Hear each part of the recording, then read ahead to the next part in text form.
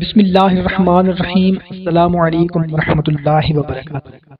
محترم سامعین اکرام، ہماری ایک بہن فہمیدہ نے کمنٹ کیا ہے کہ میرے چہرے پر داغ، دھبے، دانے وغیرہ ہیں، تو آپ سب بہن بھائی مل کر دعا کر دیں کہ میرے چہرے پر دانے، داغ، دھبے وغیرہ ختم ہو جائیں، اور کوئی عمل، کوئی وظیفہ بھی بتا دیں۔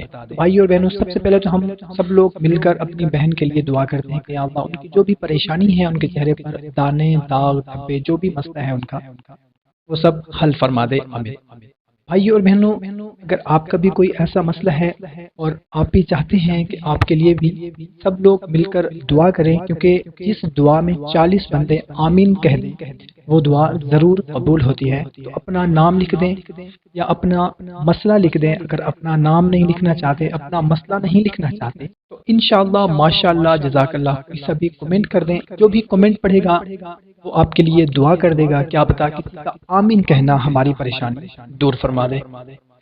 بھائی اور بہنوں، آج کی ویڈیو میں آپ لوگوں کو ایک ایسا وظیفہ بتانے لگا ہوں جس کو کرنے سے آپ کے چہرے پر خوبصورتی آ جائے گی اور آپ کی خوبصورتی میں اضافہ ہو جائے گا۔ اور اگر آپ کے چہرے پر غیر ضروری بال ہیں یا پھر دانے، داغ، دھبے وغیرہ ہیں، تو انشاءاللہ عز و جل اس عمل کے کرنے سے آپ کا مسئلہ حل ہو جائے گا۔